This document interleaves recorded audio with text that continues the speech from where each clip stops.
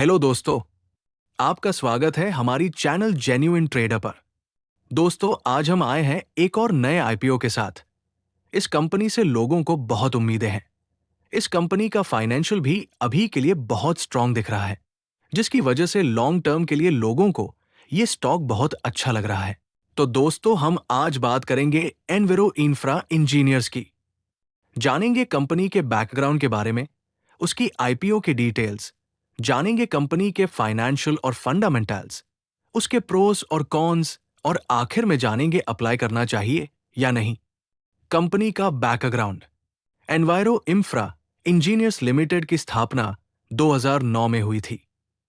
इस कंपनी का market capital 2,597 crore रुपए का है। इसका बिजनेस पान इंडिया में फैला हुआ है। उनके क्लाइंट्स की बात करें तो इसमें आप बड़ी बड़ी गवर्नमेंट कंपनियां और म्यूनिसिपल कॉरपोरेशन को आप पाएंगे, जिससे आप अंदाजा लगा सकते हैं कि इस काम में इनको कितनी अच्छी एक्सपर्टीज है। क्या करती है company? Enviro Infra Engineers company water waste management solutions provide करती है पूरे इंडिया में। ये कंपनी गवर्नमेंट का भी प्रोजेक्ट लेती है और इंडस्ट्रीज का भी। गवर्नमेंट की अगर बात करें तो जो साफ सफाई का काम आता है वो म्युनिसिपल कॉरपोरेशन के अंडर आता है। तो ये काम म्युनिसिपल खुद नहीं करती, पर एनवेरो इंफ्रा जैसी कई कंपनीज को वो प्रोजेक्ट देती है। और ये सारी कंपनीज म्युनिसिपल कॉरपोरेशन के बिहाफ से वाटर वेस्ट को मैनेज करने का काम करती है।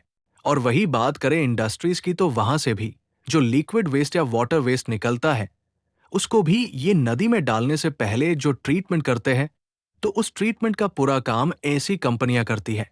और ये कहना गलत नहीं होगा कि एनवेरो इंफ्रा इंजीनियर्स कंपनी का वाटर वेस्ट मैनेजमेंट सॉल्यूशंस में काम करने में मास्टरी है।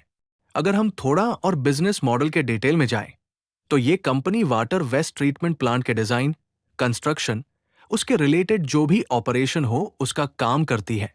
वाटर मेंटेनेंस का भी काम करती है और वाटर ट्रीटमेंट प्लांट्स और वाटर सप्लाई प्रोजेक्ट्स को भी मैनेज करती है।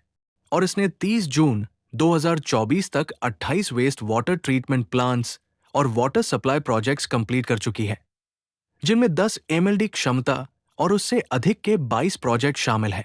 दोस्तों, इस कंपनी का बिजनेस मॉडल ऐसा है कि इसकी डिमांड बनी रहेगी और इसका बिजनेस इंप्रूव होता रहेगा। कंपनी के पास समय पर प्रोजेक्ट पूरा करने का मजबूत ट्रैक रिकॉर्ड है, जिससे ये उच्च मूल्य वाले प्रोजेक्ट टेंडरों में लगातार पात्रता बढ़ा रही है। IPO details. Enviro Infra Engineers का आईपीओ ओपन होगा 22 नवंबर 2024 और इसकी आखिरी तारीख है 26 नवंबर 2024। 27 नवंबर को आपको पता चल जाएगा कि आपको अलॉटमेंट मिला है या नहीं, और अगर आपको अलॉटमेंट नहीं मिलता तो 28 नवंबर को आपको रिफंड मिल जाएगा। लिस्टिंग डेट की बात करें तो 29 नवंबर को ये स्टॉक एनएसई और बीएसई में लिस्ट होगा। इसका प्राइस बैंड रखा गया है 140 से 148 रुपए पर शेयर पे। और अगर आप इस आईपीओ को सब्सक्राइब करना चाहते हैं तो आपको 148 रुपए की प्राइस पे ही अप्लाई करना चाहिए, जिससे आपको अलॉटमेंट मिलने के चांसेस बढ़ जाए। इसका लॉट साइज 101 शेयर्स का है। तो अगर आप इस आईपीओ के लिए अप्लाई करते हैं तो आपको एक लॉट के लिए 14,948 रुपए लगेंगे। आईपीओ की साइज की बात करें तो सिर्फ 650 करोड़ का आईपीओ साइज है, जिसकी वजह से अलॉटमेंट मिलना मुश्किल हो सकता है। इस फंड को कंपनी अपने कर्ज और बिजनेस एक्सपांशन के लिए यूज करेगा। फाइनेंशियल और फंडामेंटल्स। कंपनी के ईयर बाय ईयर परफॉर्मेंस को देखें तो कंपनी फाइनेंशियली बहुत स्ट्रांग दिख रही है। एसेट्स में अच्छे रेट के साथ ग्रोथ दिख रहा है।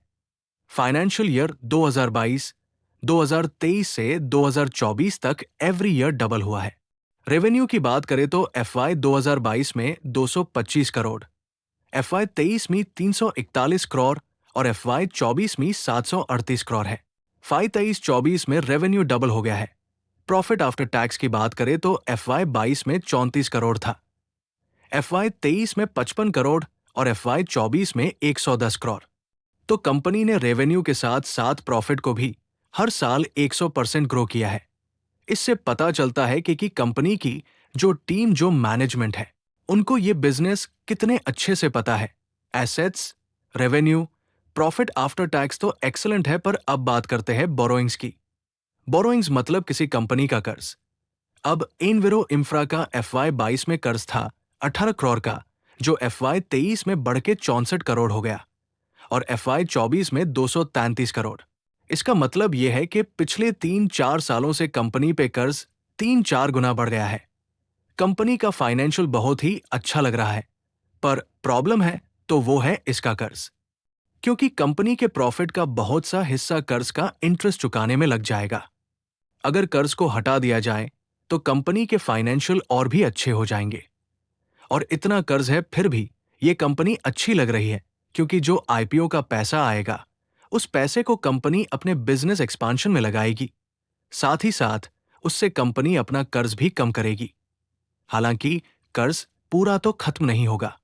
अब बात करते हैं इसके वैल्यूएशन की। ROE 10% से कम है, जिसको हम ठीक ठाक बोल सकते हैं। डेब्ट्स यानी कर्ज थोड़ा ज्यादा है, पर आईपीओ फंड से कंपनी इसे कम करने की कोशिश करेगी। प्राइस टू बुक वैल्यू थोड़ा एक्सपेंसिव है। प्रॉफिट आफ्टर टैक्स मार्जिन 15% है, जो भी ठीक ठाक है। प्रोस और कॉन्स। प्रोस और कॉन्स की बात करें तो कंपनी की अच्छी बातें यह है कि इस कंपनी की इस इंडस्ट्री में एक्सपर्टीज है। कंपनी के पास समय पर प्रोजेक्ट पूरा करने का मजबूत ट्रैक रिकॉर्ड है। Eco friendly infrastructure solutions provide करता है और इस इंडस्ट्री का मार्केट फ्यूचर में बहुत एक्सपैंड करेगा। अब आते हैं नेगेटिव बातों पे।